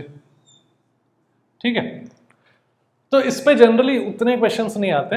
However they ask the question of velocity versus displacement का रिलेशन. अब वी टी ग्राफ तो ठीक है, वेलोसिटी वर्सेस डिस्प्लेसमेंट का क्या इक्वेशन होता है? v is omega root of a square minus x square. Omega is angular frequency, a is my amplitude, x is my displacement from the mean position. ठीक है, displacement is from the equilibrium position. अब इसका graph लगातार पूछा गया है जी last 2-3 years में. तो बहुत ही स्ट्रेट फॉरवर्ड है. अगर मैं v square by omega square लिखूँ plus x square should be equal to a square. Let me write it this way. A square से डिवाइड कर देता हूँ. ठीक है, इस तरीके से मेरा इक्वेशन आ जाएगा. अब what is this graph? This graph is nothing but ellipse. X square by a square plus y square by b square equal to 1 is ellipse.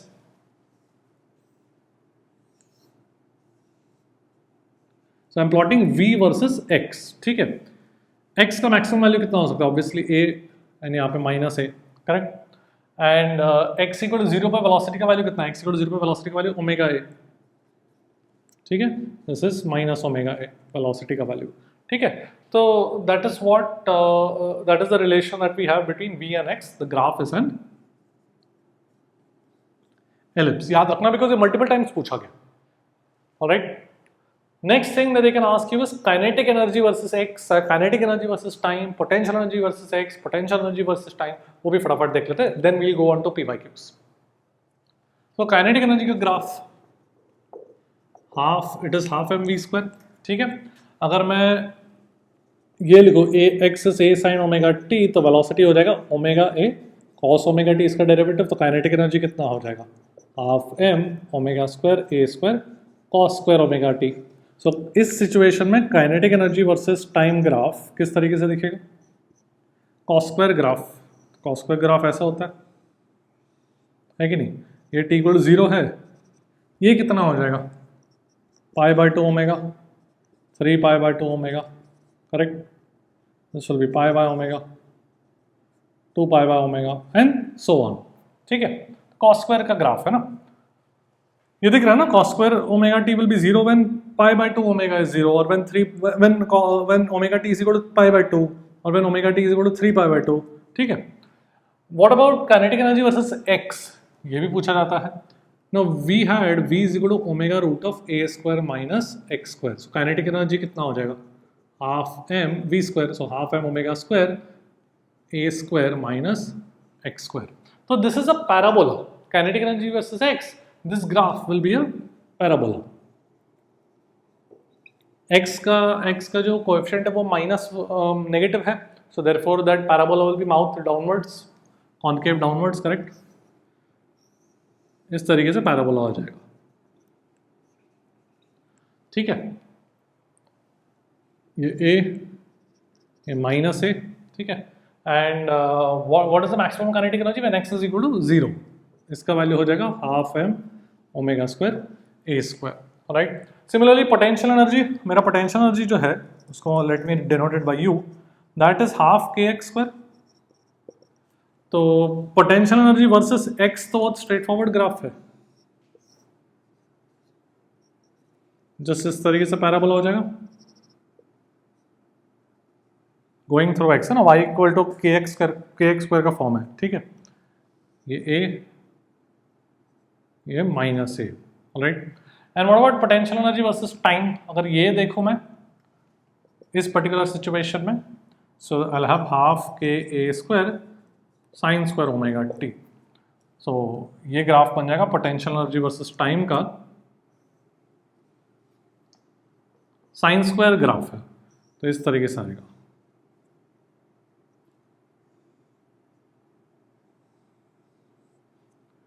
Initially potential energy 0 है, टी इक्वल 0 पर 0। I am taking the situation where x is equal to a sine omega t है, in general omega t plus five हो सकता है, ठीक है, but I am taking this particular situation.